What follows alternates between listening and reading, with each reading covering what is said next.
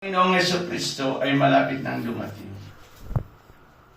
Malapit nang dumating ang ating Diyos. Ikalawang Pedro chapter 2 verse 14. Ang Panginoon ay malapit na siyang dumating. Nasa pintuan na siya ng langit para dumating sa atin dito sa alapaa para salubungin tayo ng Panginoon. Kaya sabi niya dito, kaya nga mga minamahal,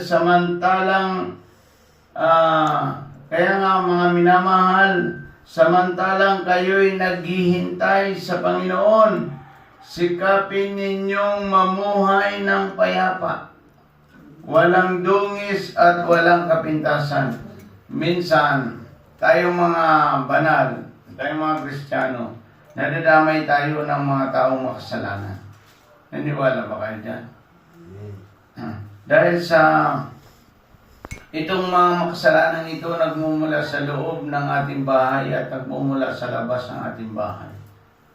Dahil sa mga makasalanang tao, nadadamay at nauudlot ang ating paglilingkod sa Diyos. At kaya nga sinabi kay Ezekiel sa chapter 33, verse 9, napabayaan mo ang mga makasalanan pag yan sinabihan mo na tayo magbago, mamamatayan, pero wala ka ng pananagutan. Kaya minsan din ang tama yung ibang mga pastor na nagsasabi, bakit mo ipagpipilitan sa isang taong hindi naman nagsisisi sa kasalanan? Ipagpipilitan mo ba na ang iyong paglilingkod sa Diyos ay ito ay maudlot dahil sa isang taong kaalalay mo sa isang taong ayaw naman magsisi at tumalikod sa kasalanan? Dahil mauudot na, halimbawa, ikaw ay namumuhay ng isang buhay banal. Pero ang iyong mga kasama ay hindi naman namumuhay ng mayroon takot sa Diyos. Mauudot ba ito? Dahil doon sa kakaalalay mo sa isang tao, ayan niya namang magsisi. Kasi ang kaligtasan natin ay kanya-kanya. Kanya-kanya, dahil di ba naalala nyo, may dalawang lalaking nagtatrabaho sa bukid. Kinuha ang isa ay iniwan.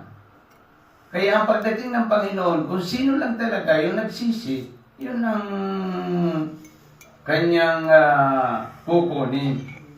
Kaya sinabi niya dito, tingnan mo dito. Sa chapter 2, verse 14.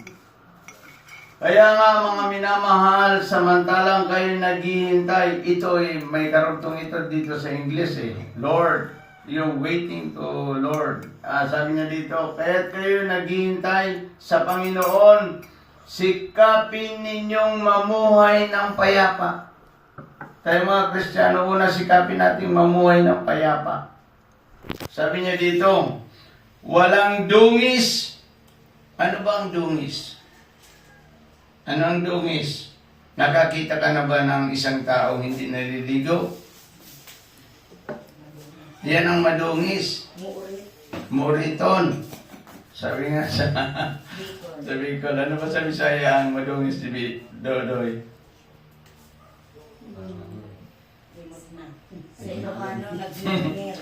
Nalimutan na sa tagal dito sa Manila. Ang madungis, ibig sabihin, marumi. Marumi ka. Sa Ilocano naman, nagngir. Nagngir-ngir. Halimbawa, ikaw ay nag-mekaniko o tanggal ka ng mga bara sa kanal, ang tawag sa'yo ay madungis. Kaya kailangan mong maligo. At sabi ng Diyos dito, kailangan natin yung hindi madungis na buhay. Naglinis. Ano bang ibig sabihin ng naglinis? Nagsisi. Habang tayo naghihintay sa Panginoon, kailangan natin magsisi sa kasalanan. The first requirement of God, yung tinatawag natin repentance. Kasi walang kwenta sa isang Kristiyano ang sinasabi mong ikay Kristiyano at hindi ka naman nagsisisi sa kasalanan. Kasi doon sa pagpasok sa langit, ay unang-unang requirement ng Diyos ay ang nagsisi sa kasalanan at tumalikod. Kasi kung hindi tayo magsisisi sa kasalanan, ay walang mangyayari sa ating buhay. Kaya nga sinabi niya dito, walang dungis at walang kapintasan. Sa paglakad natin dito sa buhay na ito, makikita ng mga tao na tayo ay walang kapintasan. Walang may pipintas sa atin para makita sa ating buhay ang Diyos. Kasi kung may makita sa ating kapintasan, ang ating kapwa-tao ay hindi may pagpapatuloy ang gawain ng Panginoon. Purihin natin ang ating Diyos sa mic na ito. Iyon. Kaya ngayong umaga gusto kong liwanagin dito na ito ay tatlong sinasabi ng Panginoon. Una, mamuhay kayo ng payapa.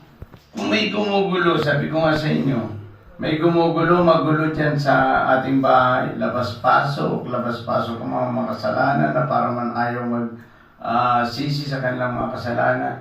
Yan, ipabayaan natin. Huwag nating idamay ang ating pananampalataya dyan. Huwag natin. Kaya sabi dito, walang dungis eh. Kasi kapag idinamay mo ang iyong buhay dyan sa mga taong yan na ayaw naman magsisi sa kanilang mga kasalanan, ay iyan po ay ikaw ay hindi makakapagpatuloy sa gawain ng Panginoon. At dapat dito walang kapintasan ang tao. Ang tanong dyan, ang tungtungan natin yung 4 na P. 4 na P, pagsisisi, pagtalikod sa kasalanan, pagtanggap kay Kristo, at pagsulat ng Diyos sa iyong aklat sa pangalan ng aklat ng buhay ng Diyos. Ngayon, unang requirement dyan, pagsisisi na walang maipipinta sa iyo ang Diyos at sa iyong kapwa-tao. Dapat tayo ay lumuhod tayo sa Diyos at pupunta natin yung 4 na P. Sabihin natin, ako po ba'y tunay na nagsisi sa aking kasalanan? Naitanong niyo na ba sa inyong sarili na ang tao ay kailangan magsisi para matanggap sa langit? Minsan, ito yung pinamumulat sa atin ng Diablo eh. Sabihin na, sumasamba naman ako, pero hindi ako nagsisisi sa aking kasalanan. Hindi po kayo may susulat ng Diyos ang inyong pangalan sa aklat ng buhay. Kasi, ang unang requirement ng Diyos para makapasok ang tao sa langit, pagsisisi at pagtalikod sa kasalanan. Kaya magiging walang dungis at walang kapintasan. Kasi kapag may dungis ka, mauritong ka, hindi maganda sa taga. Yung ikaw ay not blameless. Hindi ka matuwid sa harapan ng Diyos. Ikaw ay maraming kapintasan ang dadaanan sa iyong buhay. Sabihin, iyan ba ang Kristiyano? Kaya sa atin dapat magbigay ng buhay sa Diyos. Ialay natin ang ating buhay. Lord, ako po ay nagkakasala at hindi ako makaalis dito sa aking kasalanan. Patawarin mo ako. Iyon ay mangyayari kung buong puso tayong nagsisisi para mabuhay muli yung ating spiritual na buhay. Kasi